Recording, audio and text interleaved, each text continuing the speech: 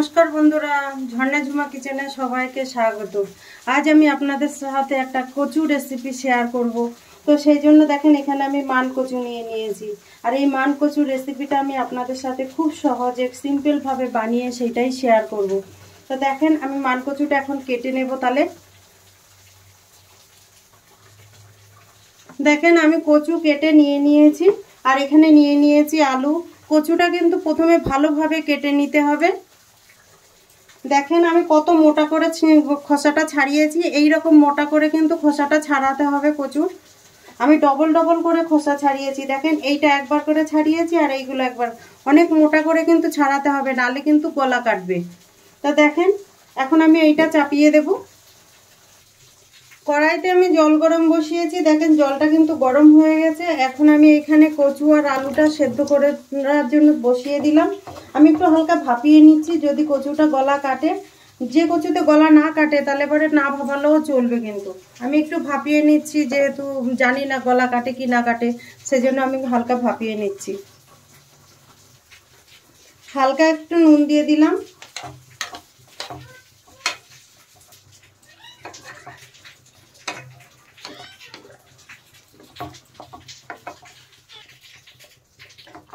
দেখেন কচু কিন্তু হালকা ভাপানো হয়ে গেছে। কচু আর আলু এখন আমি তুলে নেব জল থেকে। এইটা কিন্তু পুরো সেদ্ধ করা যাবে না, হালকা ভাপিয়ে নিলেই চলবে।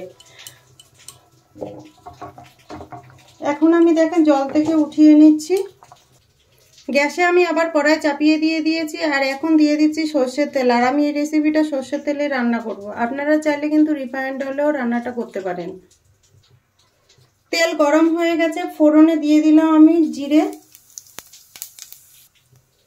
তেজপাতা আর শুকনো লঙ্কা। ফোড়নটা একটু ভালোভাবে ভেজে নেব।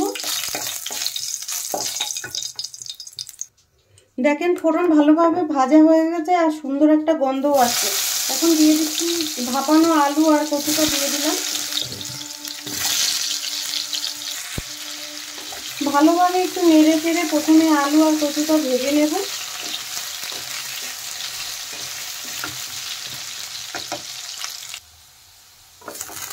আলু আর কচু ভাজা হয়ে গেছে। আর কচু আর আলু যত ভালো ভাজা হবে, সবজিটার টেস্ট কিন্তু তত বেশি ভালো হবে। দিয়ে দিলাম আমি টেস্ট হিসাবে নুন, হলুদ গুঁড়ো, লঙ্কা গুঁড়ো। ঝালটা আপনাদের পছন্দ মতো দেবেন। আর দিয়ে দিলাম আদা আর জিরে, আমি একসাথে বেটে নিয়েছি, সেইটা দিয়ে দিলাম।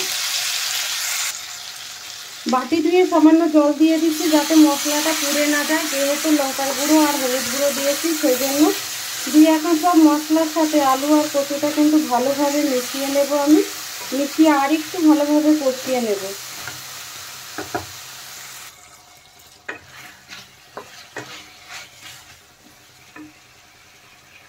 এখন আমি দেখেন দিয়ে দিলাম একটা টমেটো। টমেটোটাকে আমি একটু পেস্ট করে নিয়েছি, সেইটা দিয়ে দিলাম। আপনারা চাইলে কিন্তু গোটাও কেটে দিতে পারেন। দিয়ে আর একটু ভালোভাবে কষিয়ে নেব।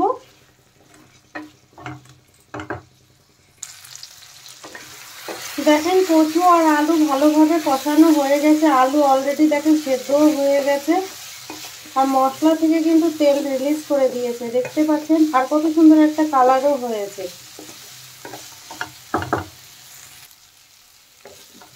কচু আর আলু ভালোভাবে কষানো হয়ে গেছে। আমি জল দিয়ে দিচ্ছি। জলটা আমি আগে থেকে গরম করে রেখেছিলাম, সেই জলটা দিয়ে দিলাম।